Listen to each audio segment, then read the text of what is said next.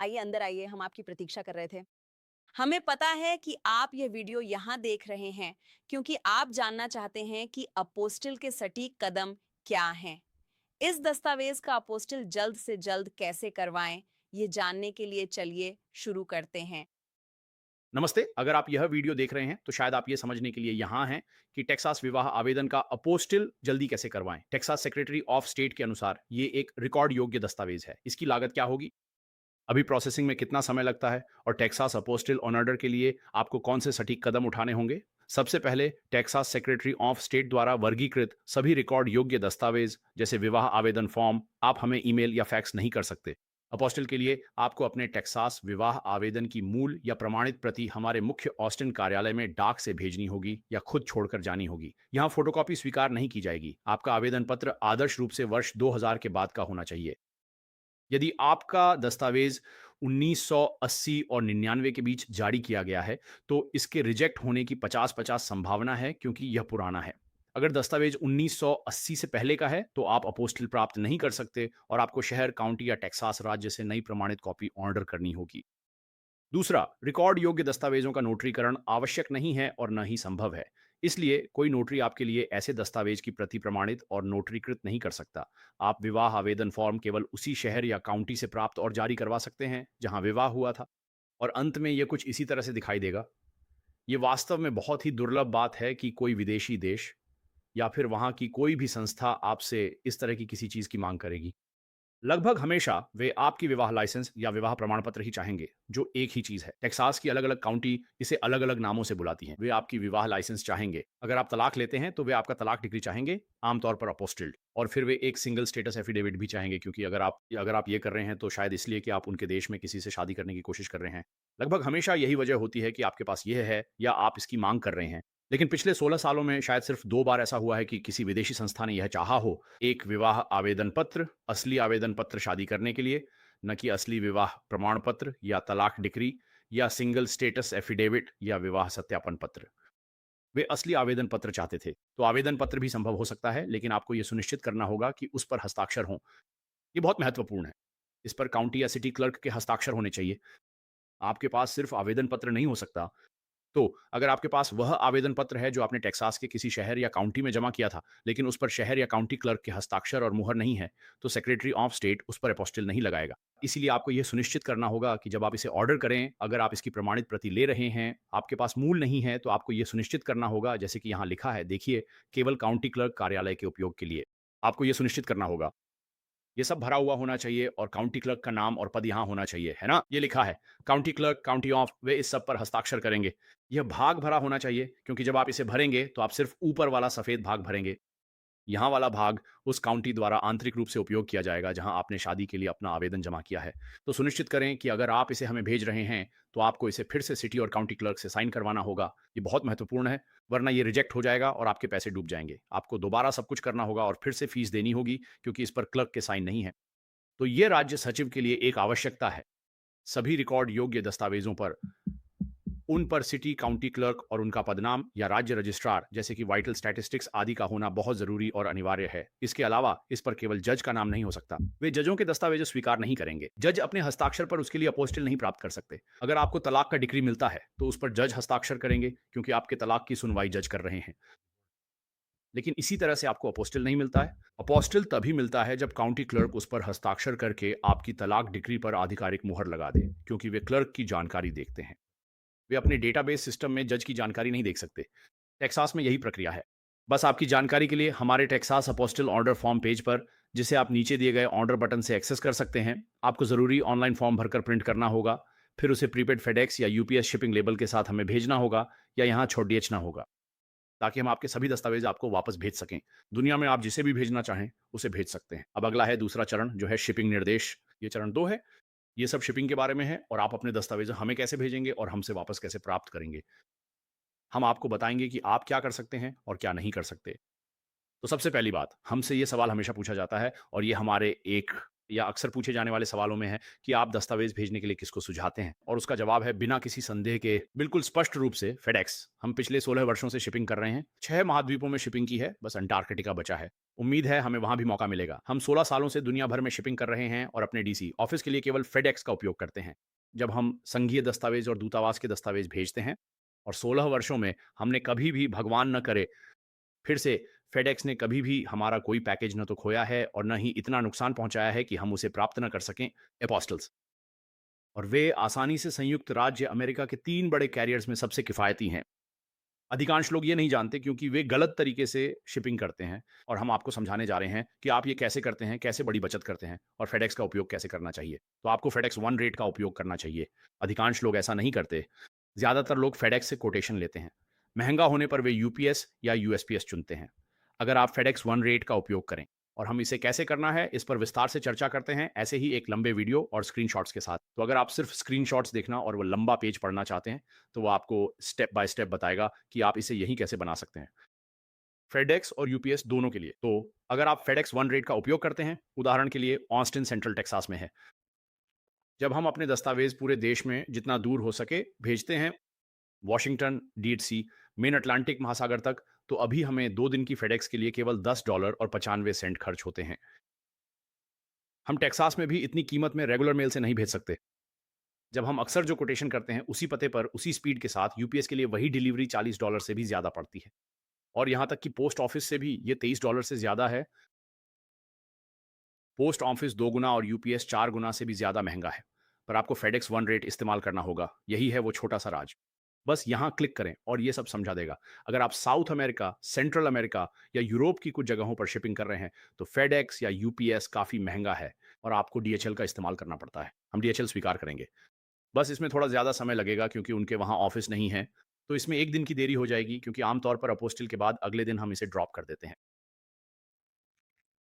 तो यही हमारी सिफारिश है। वहाँ जाकर आप इसे बनाने की प्रक्रिया जान सकते हैं और इसे दुनिया में कहीं से भी ऑनलाइन कर सकते हैं। आप ये लेबल बना सकते हैं। अपने अपार्टमेंट से, अपने घर से, आप जहाँ भी हैं, आपको घर से बाहर जाने की ज़रूरत नहीं है लेबल बनाने के लिए। और फिर आप बस लेबल को प्रिंट कर लें और अपने दस्तावेज़ों के साथ उसे भेज दें।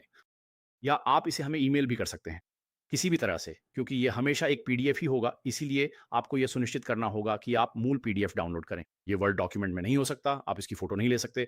जब आप फेडेक्स या यूपीएस से शिपिंग लेबल बना रहे होते हैं, तो वे हमेशा आपको डाउनलोड करने के लिए एक पीडीएफ देंगे और फिर आपको बस उस पीडीएफ को प्रिंट करना है और अपने दस्तावेज़ों के साथ हमें भेज देना है। या अगर कोई आपके दस्तावेज़ हमें भेज रहा है, तो आप हमें ईमेल भी कर सकते हैं, जैसा कि इस उदाहरण में है। अगर आप टेक्सास वाइटल स्टैटिस्टिक्स या टेक्सास वाइटल रिकॉर्ड्स से, जो कि ऑस्टिन टेक्सास में एक ही जगह है, वे सभी 254 काउंटियों के लिए जन्म प्रमाण पत्र और मृत्यु प्रमाण पत्र की प्रमाणित प्रतियां बनाते हैं, तो हमारे बहुत से ग्राहक नया जन्म प्रमाण पत्र या नया मृत्यु प्रमाण पत्र ऑर्डर करते हैं जिसकी उन्हें किसी अन्य देश के लिए आवश्यकता होती है, और उनके पास टेक्सास वाइटल स्टैटिस्टिक्स होता है। वे उसे सीधे हमें भेज देते हैं क्योंकि वे संयुक्त राज्य अमेरिका में कहीं और या दुनिया में कहीं और स्थित हैं, और उनके लिए उस दस्तावेज को इतनी दूर भेजना, उसकी शिपिंग लागत और यूरोप या चीन या दुनिया में कहीं भी भेजने में लगने वाला समय, ये सब तब व्यर्थ है जब वे उसे सीधे हमें भेज सकते हैं। या फिर स्थानीय स्तर पर, अगर आप विवाह लाइसेंस, विवाह प्रमाण पत्र, तलाक डिक्री करवा रहे हैं, तलाक प्रमाण पत्र, इस तरह की कोई चीज़, ये केवल काउंटी या शहर स्तर पर ही किया जा सकता है। तो जैसे कि आप जानते हैं, ऑस्टिन में Travis County, Harris County, Dallas County, अपोस्टल County, Tarrant County, Bexar County या टेक्सास की कोई भी काउंटी या शहर, आप उनसे ये करवा सकते हैं। आप अपने तलाक, विवाह या जन्म और मृत्यु से जुड़े आधिकारिक दस्तावेज हमें सीधे ईमेल के माध्यम से भेज सकते हैं।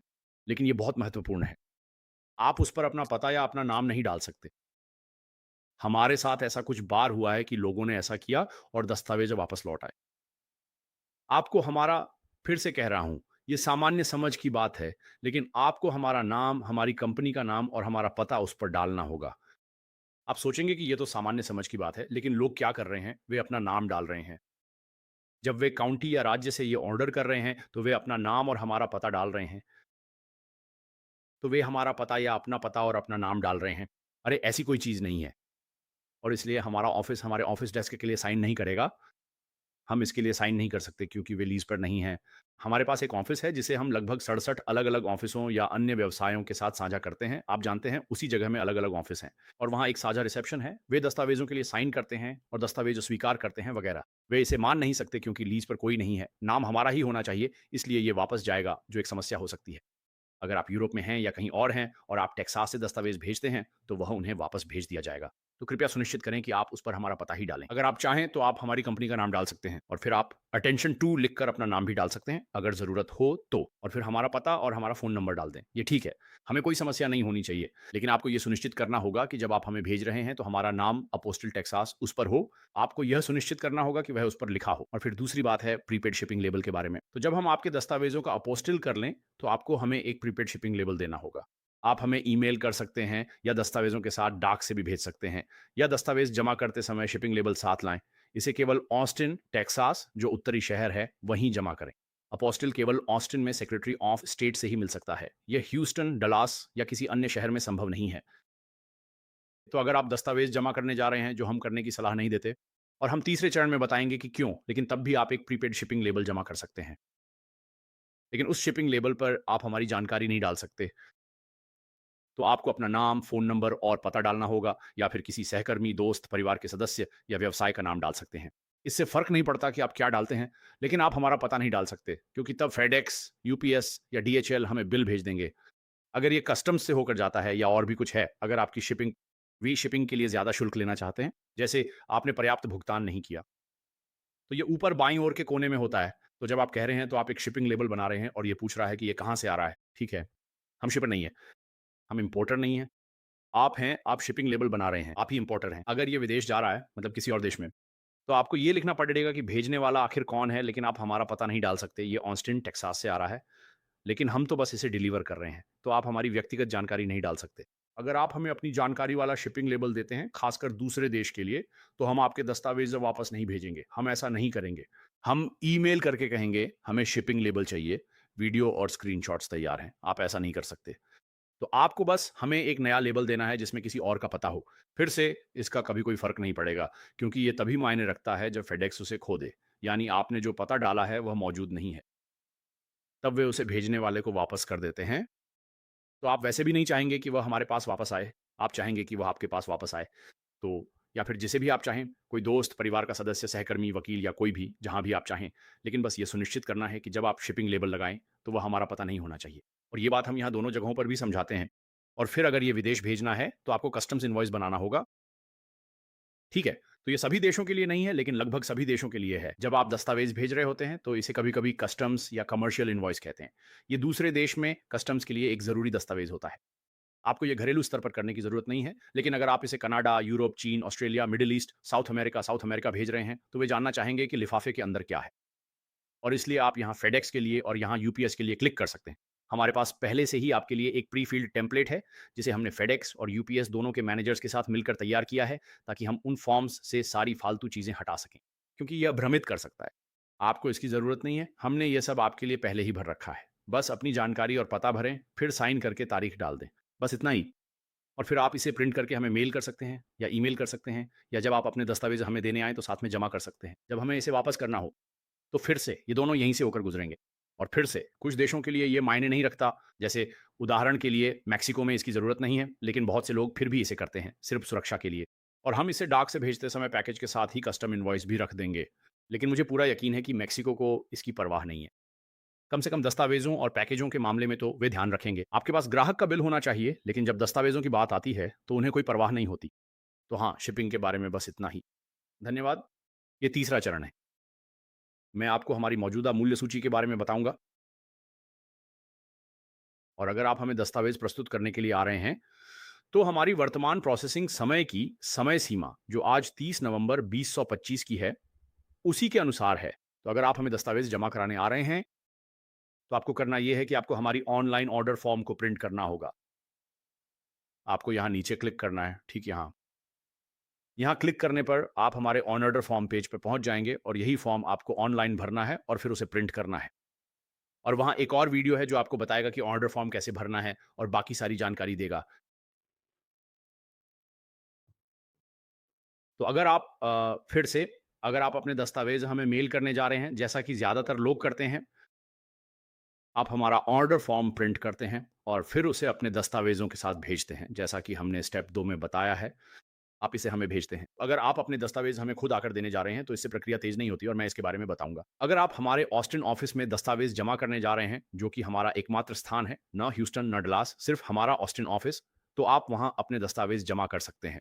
तो अगर आप ऑस्टिन क्षेत्र में रहते हैं, तो आपको हमारा ऑर्डर फ़ॉर्म प्रिंट करना होगा और उसे अपने दस्तावेज़ों के साथ लाना होगा।